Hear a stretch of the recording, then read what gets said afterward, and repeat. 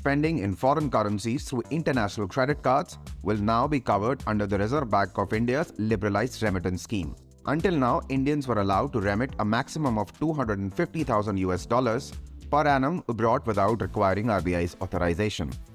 Now, any transfer that exceeds $250,000 or its equivalent in another currency needs RBI approval.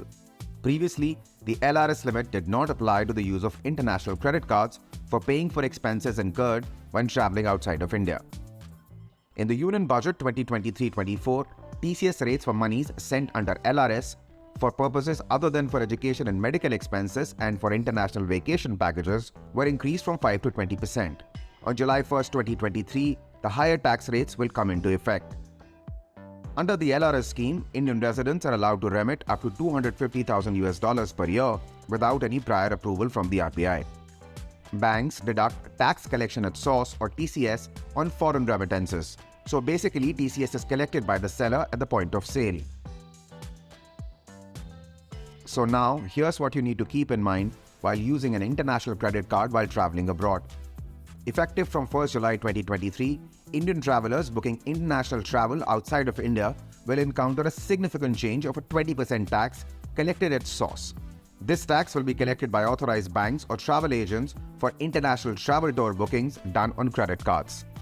The decision to require the use of an overseas credit card for all transactions made under the liberalised remittance scheme, which imposes an additional 20% TCS burden on users, appears to be an unwise and backward step that will undermine India's aggressive economic formalization efforts and encourage people to return to cash.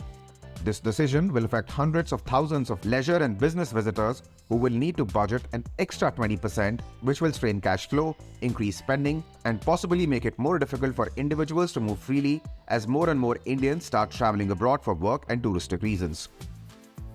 Government believes this will help trace large-value international transactions. Although one of the goals of the change is to make it easier to trace large-value international transactions, it has been made clear that the modifications will not apply to payments made for purchasing foreign goods or services from India, such as subscription services for newspapers, magazines, or online streaming services.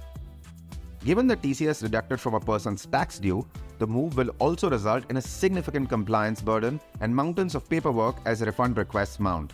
However, the government won't see much of an increase in revenue as a result. The move has come under heavy criticism from both users and experts. In response, the Union Finance Ministry justified it through a frequently asked questions document published on Thursday. It said the decision was taken in order to bring international credit cards at par with debit cards.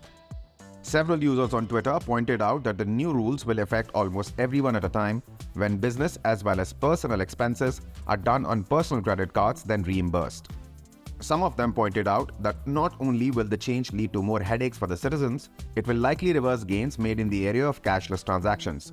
LRS was meant to promote trade and investment and to keep a check on money laundering. It was a strong step towards convertibility, but this change threatens to defeat these aims in a single stroke, and so it must be rolled back.